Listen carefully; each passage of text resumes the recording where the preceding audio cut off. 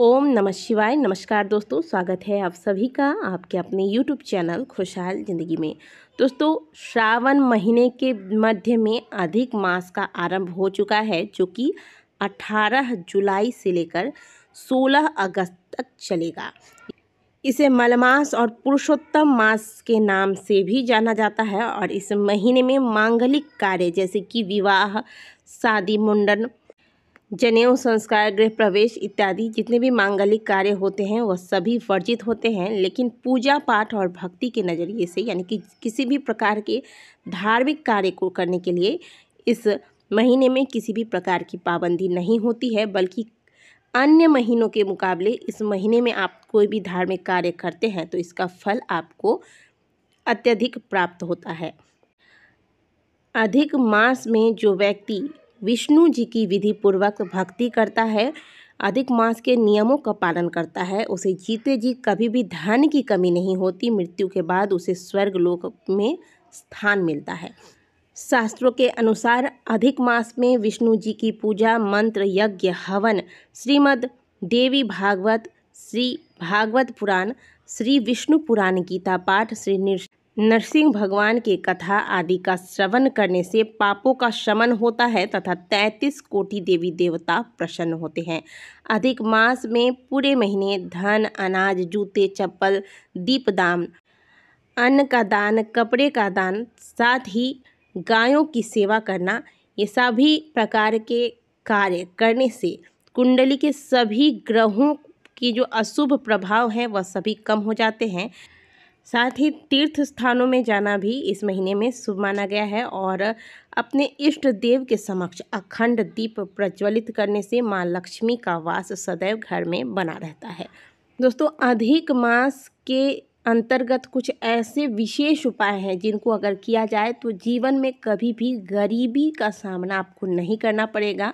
सदैव माँ लक्ष्मी, माँ अन्नपूर्णा आपके ऊपर सहाय रहेंगी। माता लक्ष्मी की कृपा से आपके घर में कभी भी अन्न धन की कमी नहीं होगी। तो इन उपायों को अधिक मास में अवश्य कीजिएगा, क्योंकि ये उपाय जो है आप पूरे साल भर में अन्य समय में नहीं कर सकते, केवल अधिक मास में। और आप सभी जानते हैं कि अधिक मास पूरे 3 साल के बाद हमें प्राप्त होता है और क्या पता कि जब हमें प्राप्त हो उस वक्त हम ये उपाय कर भी पाएँ या ना कर पाएँ, समय बीत जाए इससे पहले आपको इन उपायों को अवश्य करना चाहिए और इनका लाभ उठाना चाहिए। अभी आपके पास बहुत सुंदर समय प्राप्त हुआ है, इनका लाभ अवश्य उठाइएगा, जो हम आगे आपके साथ शेयर करने वाले हैं। शास्त्र कहता है कि अधिक मास में जो पंचमी तिथि आती है, देखिए साल में जो कुल 12 महीने हैं उनमें प्रत्येक महीने में 2 पक्ष होते हैं, एक कृष्ण पक्ष, एक शुक्ल पक्ष। तो दोनों ही पक्षों में कुछ तिथियां आती हैं, जिनमें से कि एक तिथि है पंचमी तिथि। तो अधिक मास में भी जो आपको पंचमी तिथि प्राप्त होगी, चाहे वह शुक्ल पक्ष की हो या कृष्ण पक्ष की, जो भी पंचमी तिथि आपको प्राप्त हो रही है, इसमें आपको एक सुंदर सा उपाय करना है। और आप लिख लीजिए कि अगले 3 साल तक आपको कभी भी जीवन में धन की समस्या परेशान नहीं करेंगी। आप इंतज़ार करेंगे कि फिर कब अधिक मास आए और हम फिर कब इस उपाय को करें। तो चलिए जानते हैं कि उपाय आपको करना क्या है। इससे पहले जानते हैं कि अधिक मास की पंचमी तिथि आपको कब कब प्राप्त हो रही है। सावन मास के अंतर्गत पड़ने वाले अधिक मास के शुक्ल पक्ष की पंचमी तिथि 23 जुलाई को पड़ रही है और इसके अलावा जो कृष्ण पक्ष की पंचमी तिथि है वह 5 अगस्त को प्राप्त हो रही है। अधिक मास की पंचमी तिथि पर आपको प्रातःकाल यह उपाय करना है। अधिक मास में भगवान विष्णु के साथ साथ माता तुलसी की सेवा की जाती है, तो आपको यह उपाय जो है तुलसी जी के समक्ष करना है। आपको थोड़ा सा गन्ने का रस ले लेना है।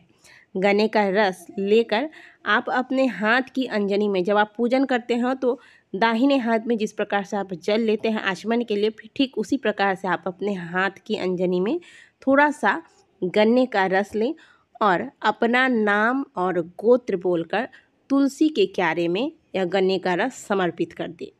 ऐसा आपको 7 बार करना है। 7 बार करना है मतलब ये नहीं कि आपको 7 दिन में करना है, 7 बार उसी दिन, यानी कि पंचमी तिथि पर ही आपको अपने हाथ में, जैसे आपने एक बार अंजनी में गन्ने का रस लिया, अपना नाम गोत्र बोला और इसे तुलसी जी के क्यारे में समर्पित कर दिया। पुनः आप अपने हथेली में थोड़ा सा गन्ने का रस लें, फिर अपना नाम गोत्र बोले और फिर इसे तुलसी जी में समर्पित कर दें। इस प्रकार से आपको लगातार 7 बार यह क्रम को दोहराना है।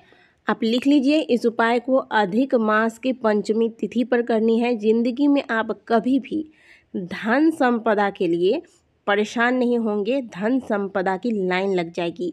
तो जिनके भी घरों में धन संपदा की कमी है, धन आगमन के रास्ते नहीं खुल रहे हैं, लगता है कि माता लक्ष्मी आपसे रुष्ट हो गई हैं, तो इस उपाय को अवश्य कीजिएगा, क्योंकि इस बार अगर आप चूक गए तो आपको अगले 3 साल तक इस उपाय को करने का मौका नहीं मिलने वाला है। इसीलिए इस उपाय को अवश्य कर लीजिएगा। बहुत ही सुंदर सा उपाय है। इसमें 23 जुलाई को जो पंचमी तिथि की प्राप्ति हो रही है वह रविवार को है। तुलसी जी में जल समर्पित करना रविवार को मना है, वर्जित माना गया है, लेकिन गन्ने का रस आप चढ़ा सकते हैं। श्रावण मास के अंतर्गत पड़ने वाले अधिक मास की पंचमी तिथि के दिन स्नान करें प्रातःकाल और भगवान भोलेनाथ और भगवान विष्णु की विधिवत पूजा करने के बाद हाथ में थोड़ा सा गन्ने का रस लेकर फिर 7 बार, जिस प्रकार से हमने आपको बताया, अपना नाम और गोत्र लेकर तुलसी जी में यह गन्ने का रस समर्पित कर दें। और आप चाहें तो दोनों ही पंचमी तिथि पर इस उपाय को कर सकते हैं, नहीं तो कम से कम एक बार इस उपाय को पंचमी तिथि, अधिक मास की पंचमी तिथि पर अवश्य कीजिएगा। बार बार बता रहे हैं कि अधिक मास की पंचमी तिथि पर ही यह उपाय किया जाता है। तो 3 साल के बाद हमें मौका मिल रहा है इस उपाय को करने का। अगले 3 साल तक आप इस उपाय को दोबारा कर नहीं पाएंगे, इसलिए आपको बहुत पहले से ही इसकी जानकारी दे रहे हैं, ताकि आप दोनों में से कम किसी भी एक पंचमी तिथि को इस उपाय को करके अब इसका लाभ उठा सके। आशा करते हैं कि आपको दी गई जानकारी अच्छी लगी होगी। वीडियो अच्छी लगी है तो वीडियो को लाइक कीजिएगा, कमेंट बॉक्स में हर हर महादेव अवश्य लिखिएगा।